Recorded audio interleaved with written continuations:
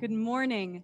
Thank you for joining our virtual broadcast here at First Unitarian Church of Toledo. We love seeing you, in a sense, online every week on Sundays.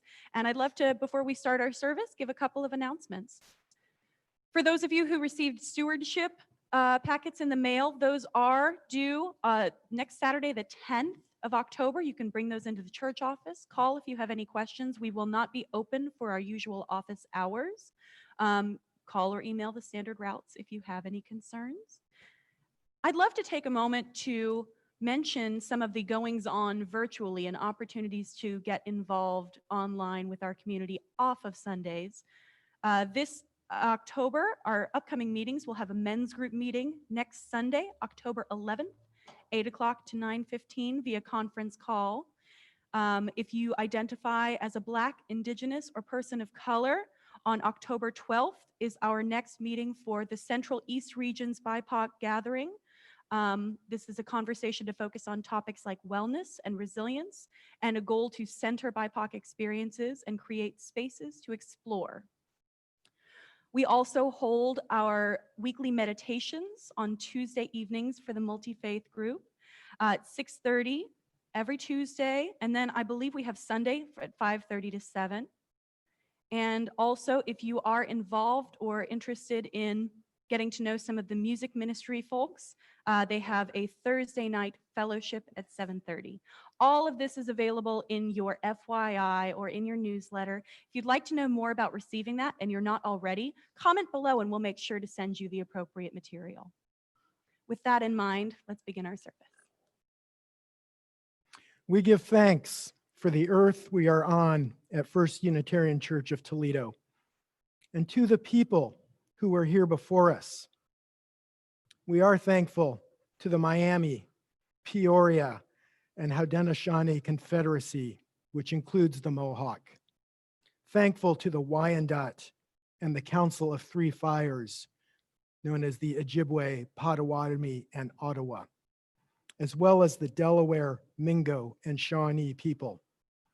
Thankful for our presence on what was known to some as the Great Black Swamp.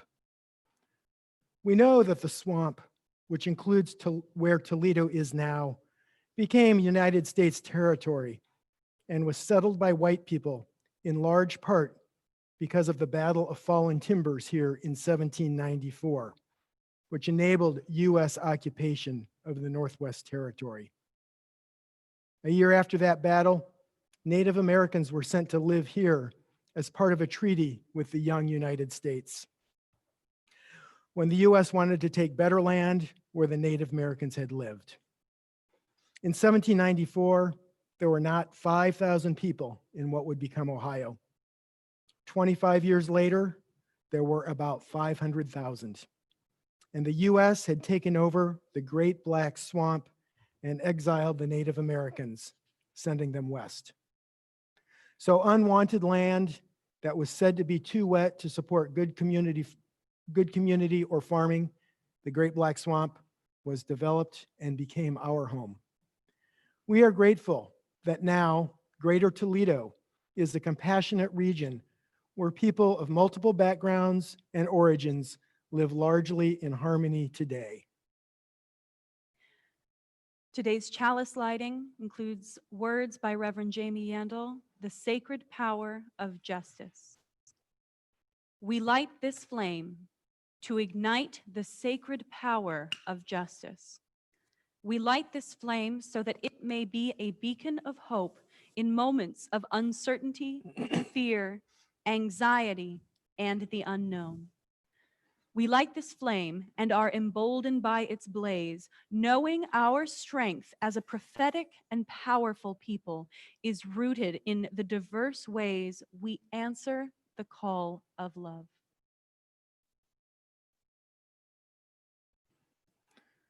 Please join us in the covenant.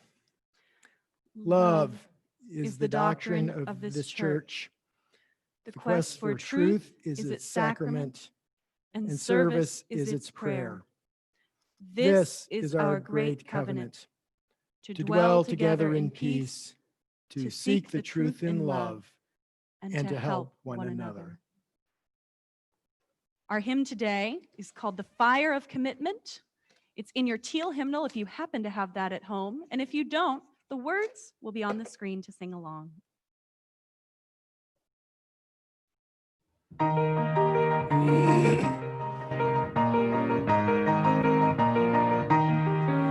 From the light of days remembered burns a beacon bright and clear, guiding hands and hearts and spirits into faith set free from fear.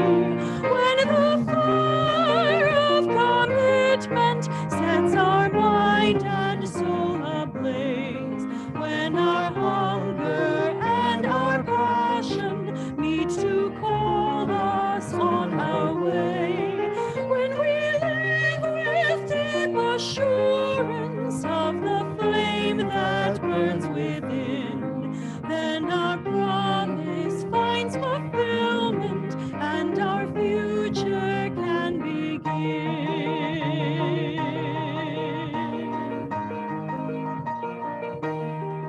From the stories of our living brings a song both brave and free.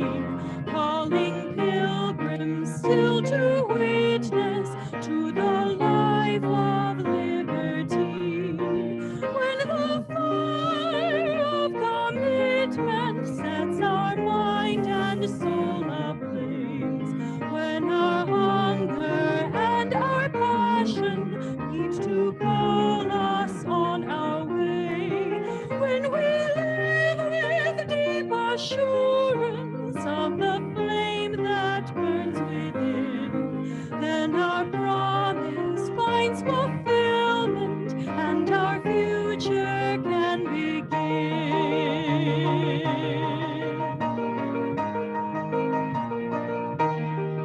From the dreams of youthful vision comes a new prophetic voice, which demands a deeper justice built by our courageous choice.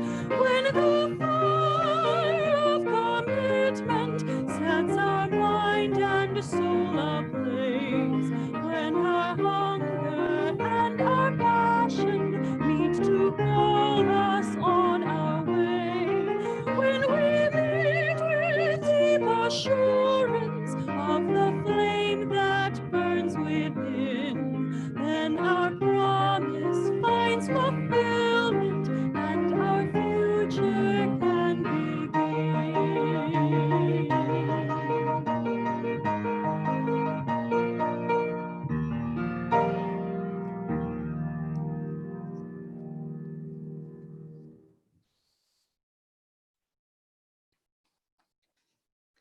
Our story today is To Whom Does the Land Belong?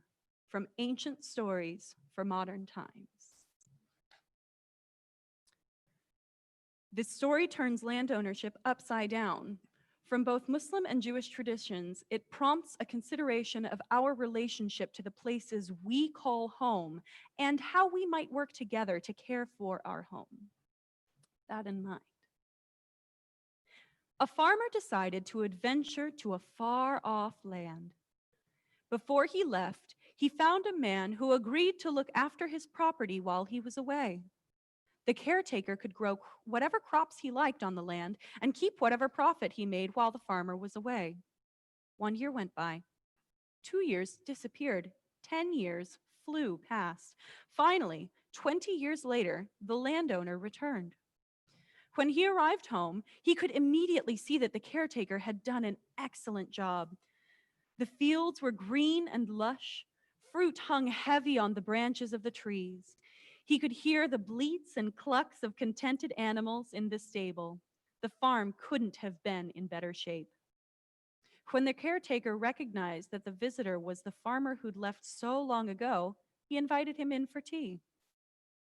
The two men exchanged news and gossip, and the farmer thanked the caretaker heartily.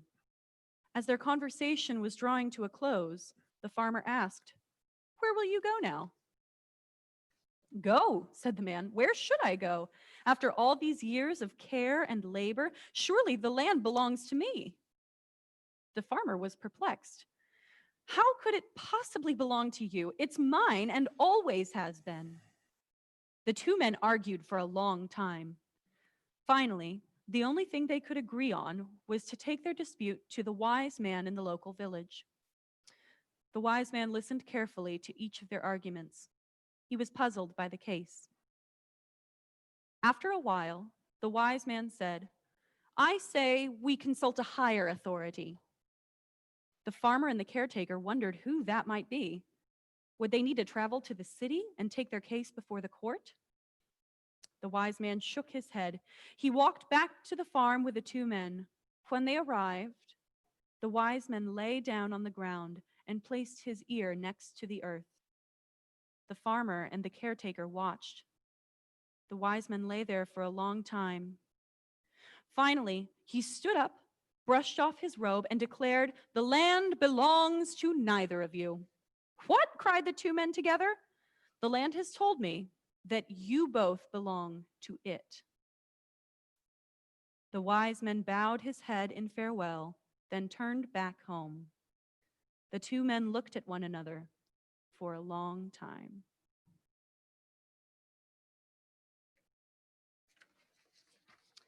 As we meditate on that story, let's hear our anthem, Rising Green by Jim Scott. Oh, just one moment, Bonnie. Sorry, as we wear many hats.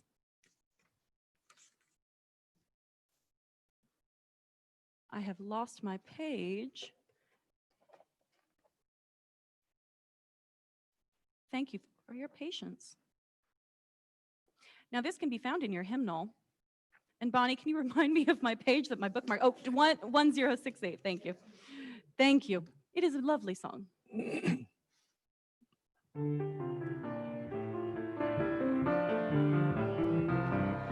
My blood doth rise in the roots of yon oak, her sap doth run in my veins, boundless my soul like the open sky, where the stars forever have lain, where the stars, where the stars, where the stars forever have lain.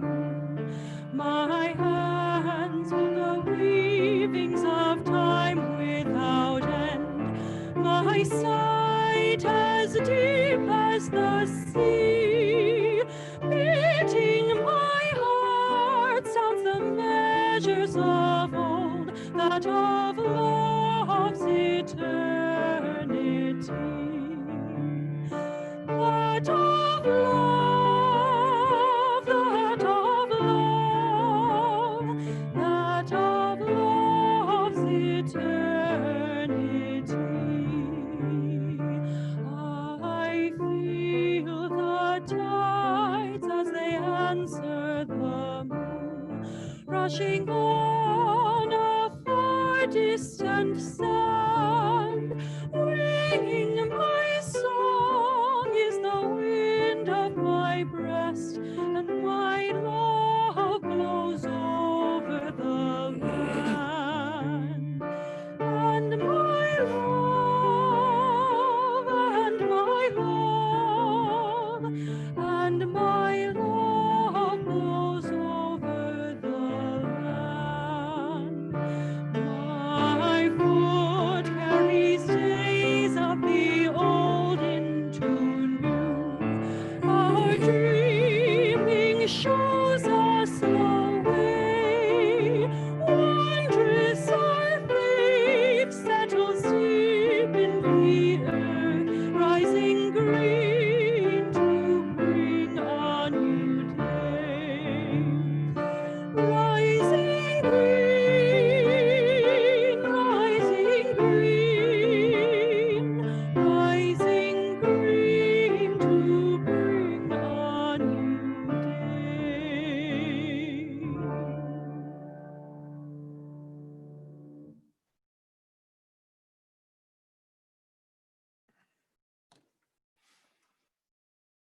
Please join us in a time of meditation and prayer. We'll follow this time with a moment of silence. The national news from this past week has escalated the uncertainty and anxiety in our nation.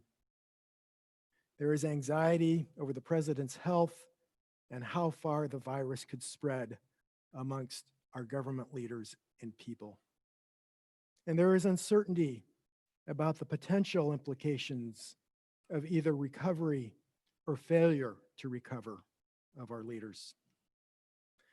Moreover, many of us are feeling ethical or moral qualms. Are we supposed to have compassion and empathy for those who have not demonstrated compassion or empathy for others? Do we wish for the justice of retribution or for restorative justice?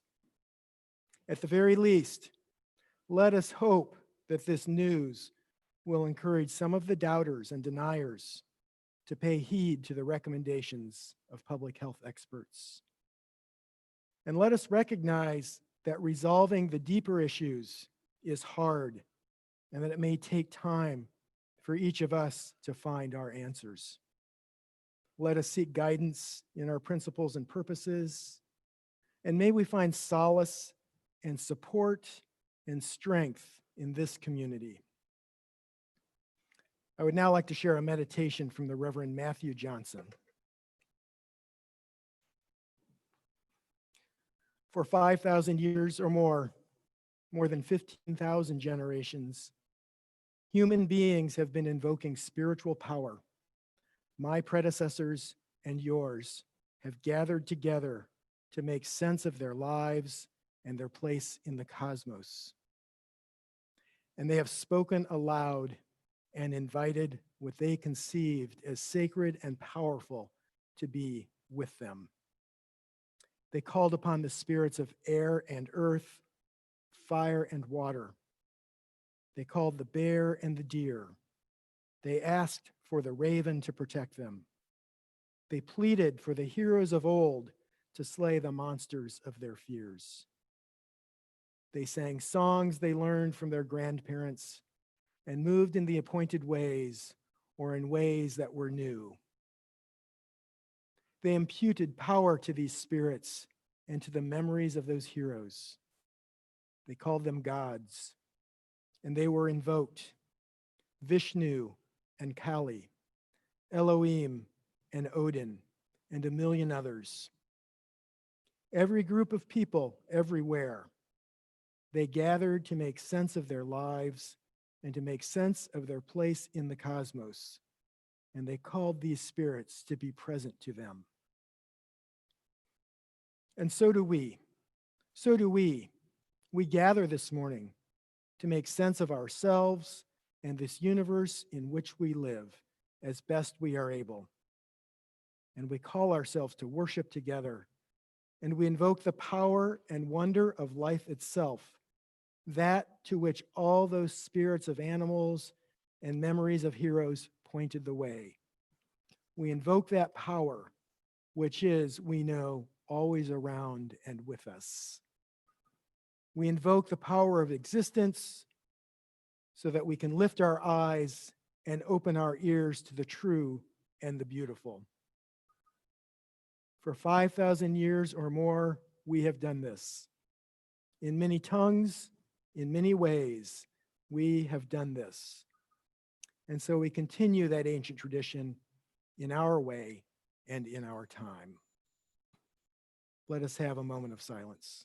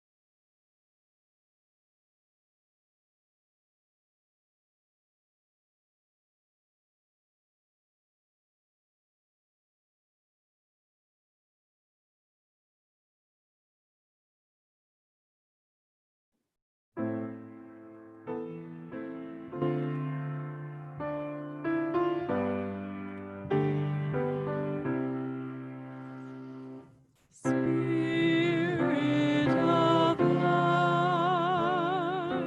come unto me.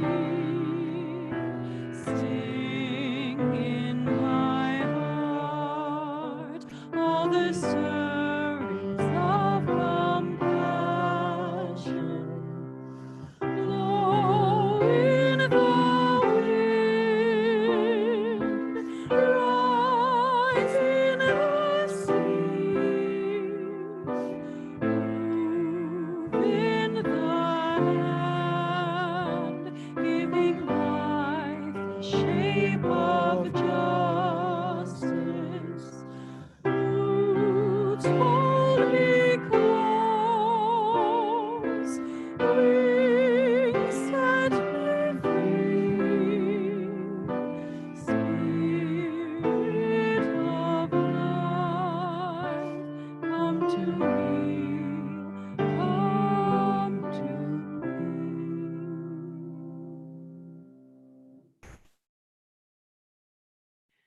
Our reading today is from Cast by Isabel Wilkerson. We in the developed world are like homeowners who inherited a house on a piece of land that is beautiful on the outside, but whose soil is unstable loam and rock, heaving and contracting over generations, cracks patched, but the deeper ruptures waved away for decades, centuries even. Many people may rightly say, I had nothing to do with how this all started. I have nothing to do with the sins of the past. My ancestors never attacked indigenous people, never owned slaves. And yes, not one of us was here when this house was built. Our immediate ancestors may have had nothing to do with it, but here we are, the current occupants of a property with stress cracks and bowed walls and fissures built into the foundation. We are the heirs to whatever is right or wrong with it. We did not erect the uneven pillars or joists, but they are ours to deal with now.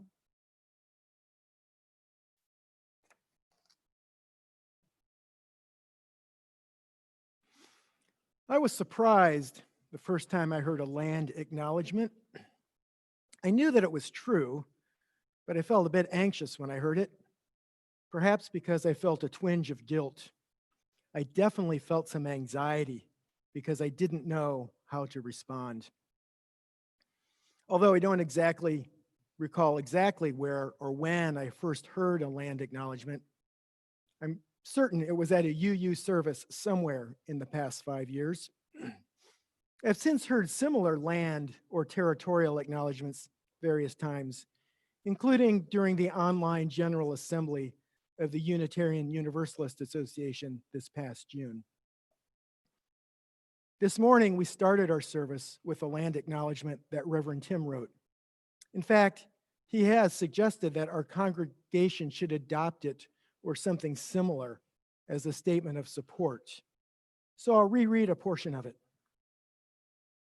We give thanks for the earth we are on at First Unitarian Church of Toledo and to the people who were here before us. We are thankful to the Miami, Peoria, and the Haudenosaunee Confederacy, which includes the Mohawk, to the Wyandot and the Council of Fires, Ojibwe, Potawatomi, and Ottawa, as well as the Delaware, Mingo, and Shawnee people, for our presence on what was known to some as the Great Black Swamp. Land acknowledgement is a simple but important step towards truth and reconciliation. However, the land acknowledgement poses some challenges. First of all, I want to use language that respects Native American preferences. So I have followed the practice of historian and Native American activist Roxanne Dunbar Ortiz. She uses the terms indigenous, Indian, and native interchangeably. She states that indigenous individuals and peoples in North America on the whole do not consider Indian a slur. Of course, all citizens of native nations much prefer that their nation's name in their own language be used, such as Diné for the Navajo, or Haudenosaunee for the Iroquois, or Anishinaabe for the Ojibwa Chippewa people. Dunbar Ortiz also recommends not using the word tribe. She uses words such as community, people, and nation. The image on the cover of today's order of service shows that at least 5 Indian nations resided in this region prior to the arrival of the European settler colonialists. This particular map is from a website based in Canada, and according to their disclaimer, this map does not represent or intend to represent official or legal boundaries of any indigenous nations. This map is not perfect. It is a work in progress with tons of contributions from the community. In fact, they provide 70 references to other sites for more detailed geographical information. I was a bit surprised that this map does not show the Ottawa Indians, but I chose to recognize them because I found them mentioned in a couple local history sources. You may have noticed that Reverend Tim's acknowledgement mentioned a few other Indian nations which occupied the wider region. The Indian nations shown on this map were not all here at the same time. The indigenous people moved around prior to the arrival of the Europeans. And after the arrival of the Europeans, they moved and resettled in direct response to European pressures, as well as in response to pressures from other Indian nations.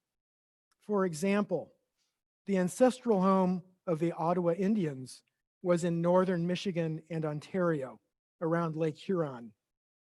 The Ottawas people migrated south due to pressure from the Haudenosaunee Iroquois, who were expanding their territory in order to hunt and sell more furs to French traders. The region around Toledo was not as densely populated as other regions because it was too swampy for agriculture and for many game animals. Prior to 1812, the Native American population numbered about 3,000 people between Fort Miami, present-day Maumee, and present-day Fremont. Those people lived on the higher ground near the rivers because the waterways were key transportation routes. Prior to 1812, there were also about 400 white settlers in the region, or should I say 400 illegal immigrants, because they were in direct violation of the US law following the treaty which had been signed in 1795 after the Battle of Fallen Timbers. As Dunbar Ortiz points out, the increasing numbers of European American settler colonialists displaced the indigenous peoples of this land and erased much of their local history. Once I adjusted to the concept of land acknowledgement, I realized that simply accepting some general responsibility seemed impersonal and perhaps too easy. I determined that I wanted to understand my own family history better. I knew where my European ancestors came from and that they were farmers, but I had never thought about how they obtained their land or whether they interacted with Native Americans during the period of Indian displacement and removal. 6 generations back, one of my paternal ancestors emigrated to eastern Pennsylvania prior to the American Revolution. The Burkholders were Anabaptists from German-speaking region of Switzerland. They were subject to persecution in their homeland for some of their beliefs, such as adult baptism and pacifism. I'll admit that I felt a little pride when I learned that I had a heritage of conscientious objectors. So it seemed to me unlikely that those ancestors owned slaves or used any type of weapon against Native Americans.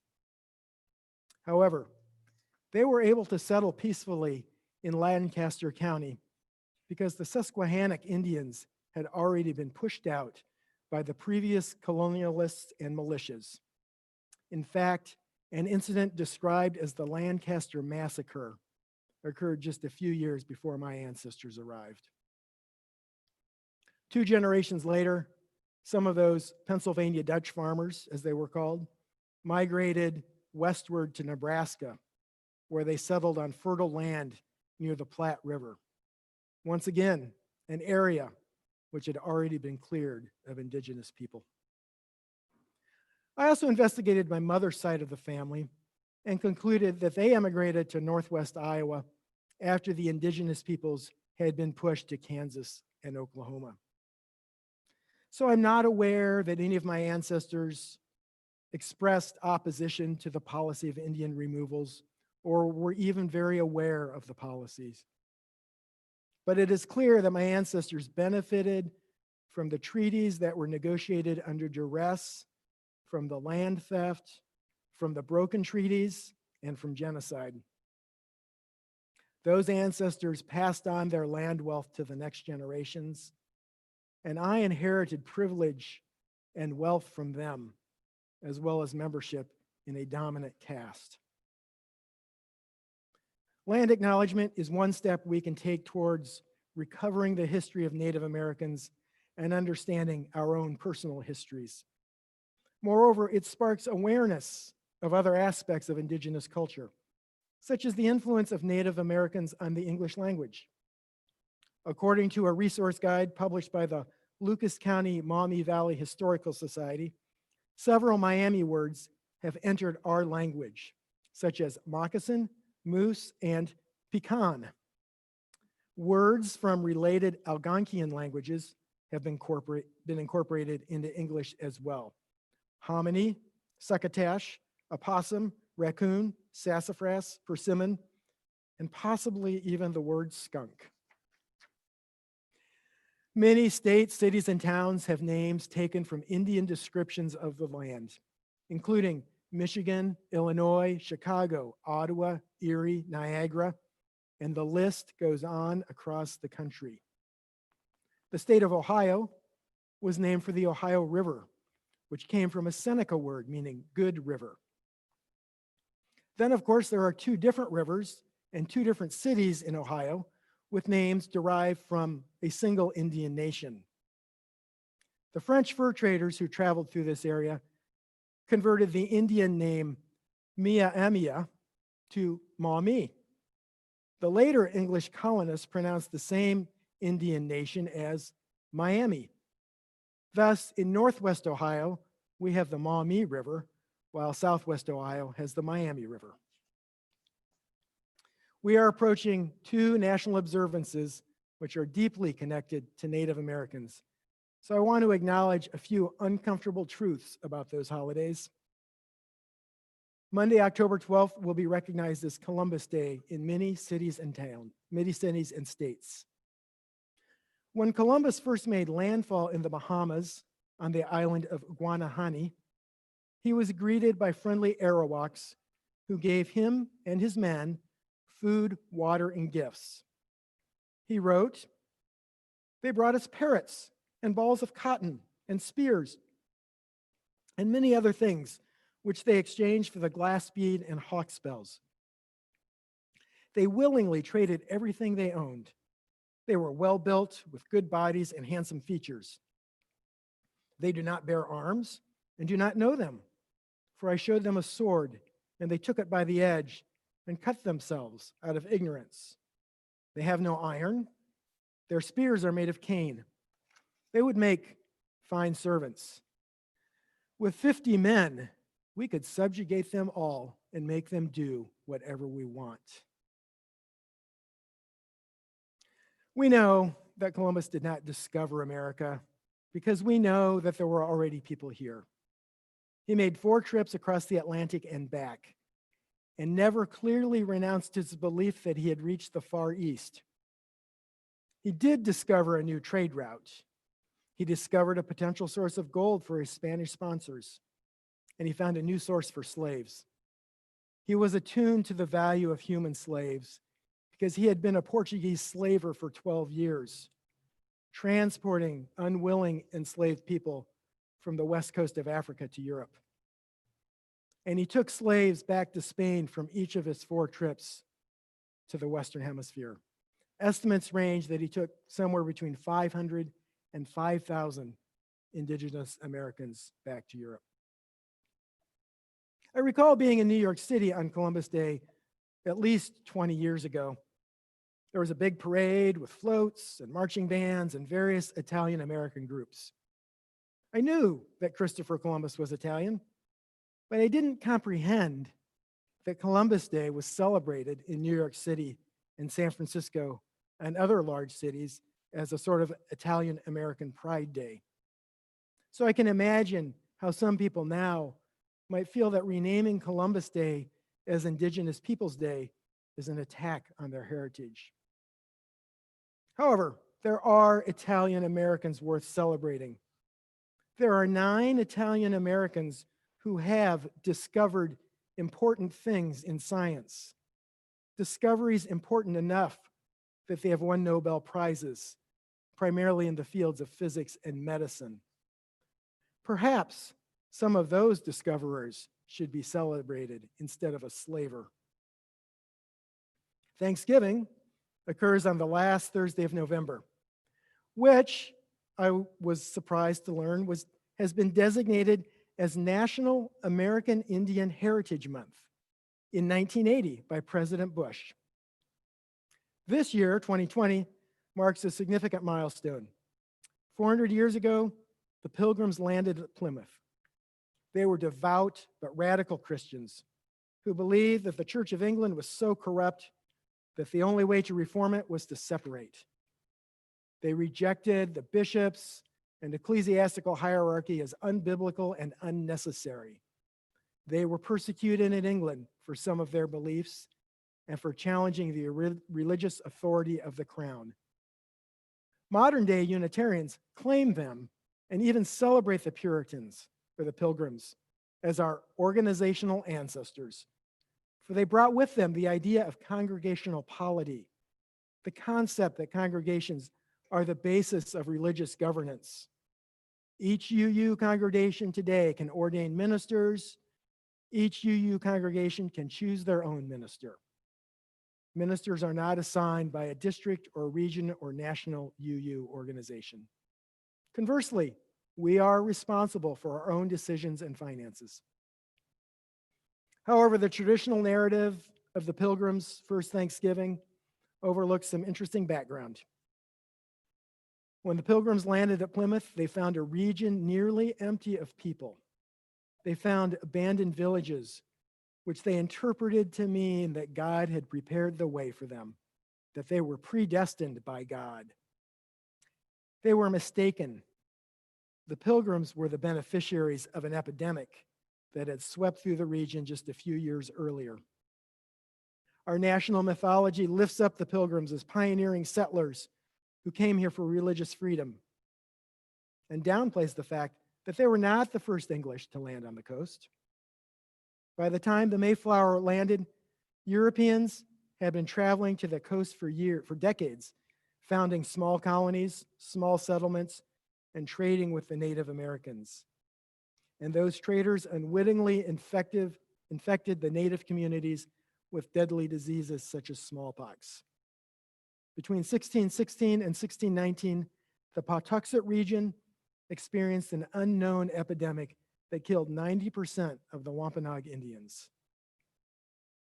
Less than two decades after that first Thanksgiving, several small conflicts escalated into the Pequot War between the Puritans of Massachusetts Bay and the Pequots of southern Connecticut. We know that conflict and crimes against Indigenous Americans continued on for centuries. Our UU principles call us to seek justice and equity for all, which means we must face the uncomfortable facts of our national history. We are entering the season when American traditions encourage us to honor Christopher Columbus and to celebrate the initial comradeship between the Pilgrim separatists and the Wampanoag Indians. Let us dig a little deeper this year to uncover the history that has nearly been erased. Consider reading books. Consider reading these books by Roxanne Dunbar Ortiz. The Indigenous Peoples' History of the United States was the UUA common read for 2020. And of course, the Toledo Lucas County Public Library has a number of other books about American Indians in this region and around the country. Pay attention to the language that we use to refer to Native Americans. Learn to recognize Indian words in our language. Notice place names and street signs. Let us be mindful of the ongoing and continuing presence of Indigenous peoples in our society. I'm sure many of you recall the Standing Rock protests against the Dakota Access Pipeline. I read the news, but I didn't think too deeply about the issues. Why does the pipeline need to go through that particular location, through that Indian reservation? What risks does the pipeline pose to those residents? Did they have a say in agreeing to taking those risks? Are we violating the sovereignty that we have claimed to recognize for the Standing Rock Sioux? I discovered that the Lakota Nation has a public radio station on the Pine Ridge Reservation in South Dakota, and they have some interesting programming. I encourage you to look for it. Closer to home, in Ohio, there are currently no federally recognized Indian communities or nations, but there are non-federally funded communities trying to stay connected to their ancestry. Communities such as the Muncie, Delaware Indian Nation of Ohio and the Shawnee Nation United Remnant Band. They also have interesting websites.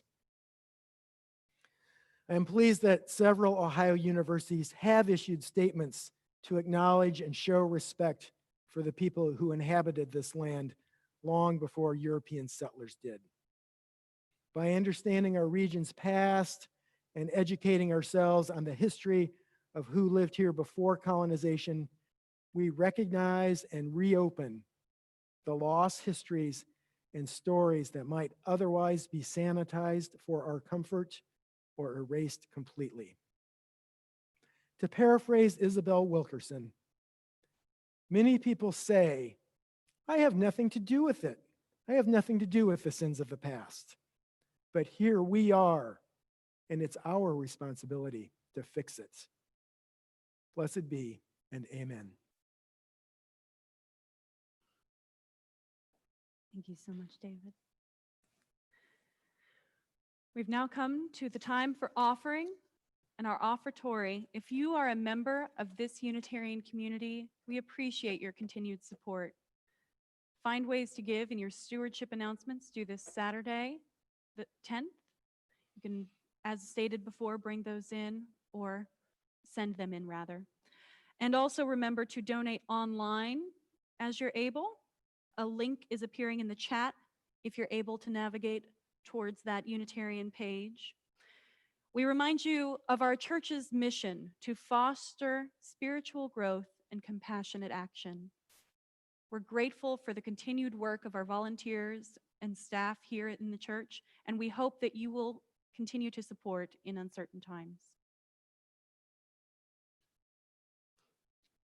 Coming up next week, we will have spiritual adventures available on Zoom at 10 a.m. rather, immediately preceding Reverend Dr. T.K. Barger's 11 a.m. service, What Being Liberal Means.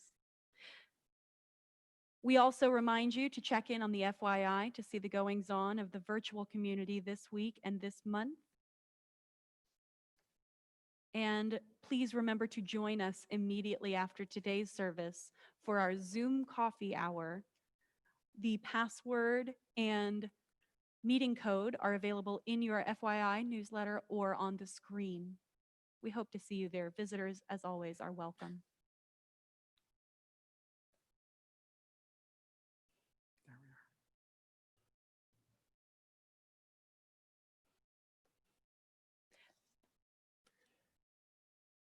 I have closing words today from Gary Kowalski.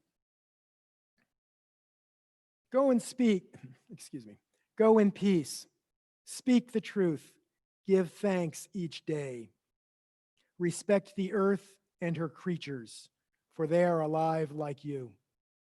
Care for your body, it is a wondrous gift. Live simply, be of service. Be guided by your faith and not your fear. Go lightly on your path, walk in a sacred manner. Amen. As we send the flame, we hear, We Keep Its Light in Our Hearts by Maddie Cephantis. We extinguish this flame, but we keep its light in our hearts with its message of love and justice, taking it outside these walls to the world we live in until we are together again.